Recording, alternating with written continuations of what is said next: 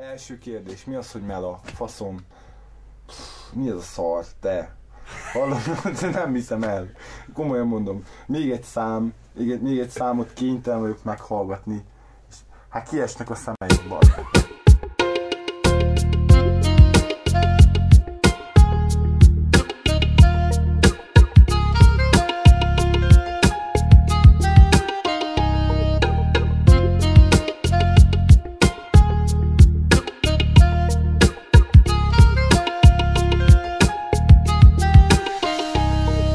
Csak nyugalomra vágyom, talán néhány perc is elég. Hova tűnő házak, utcák, fák szemem előtt még mindig egyet jelentenek. Örömökkel, bánattal, az elsuhanó árnyakkal a tereken, a falakon. Mert nem szólíthatom, hagyom, hogy vigyen. Csak remélem, hogy ilyen hely vár rám ott valahol. Ott, ahol majd megtalál a család és a barátok, hol eltűnnek a határok és megszűnnek a gondok. Ma hátra marad minden, ami fontos, ami nem. De jól tudom, hogy ingyen soha nem kaphatok semmit. Így a szükséges rosszat is bevállalom érte. Mert felcsillant a szeme, bármikor is kérte. A fénykerekek monoton kattogó zaja repít előre egy szép új világ felé, s már nem állhatok elé. Visszautam nincsen, színezüst bilincsben így ejtettek rabul. Mégis megbarátkozom, a helyzetem még zavar, csak a fájó végtagjaimat kinyújthatnám végre. De az álomtündér mérge színes illata elbódít, hisz a bársonyos ülésem biztonságban tart.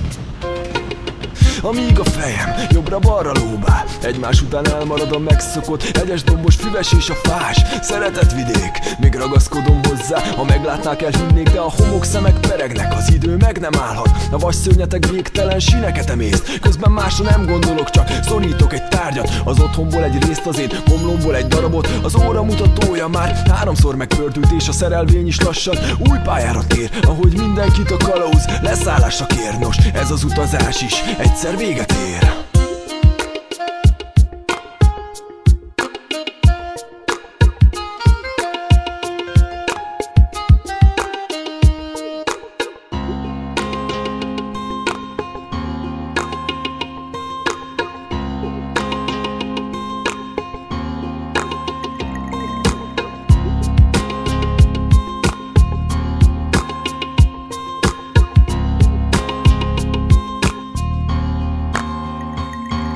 Még nem tudom, hogy mondhatnék köszönetet érte. Azok a csodálatos napok, azok az el nem múló évek, szinte térden állva kértek. Maradjak, ne menjek, hogy a déli bábos jövőmre festéket rákenjek, inkább emlékeznem kell, és én képes vagyok rá.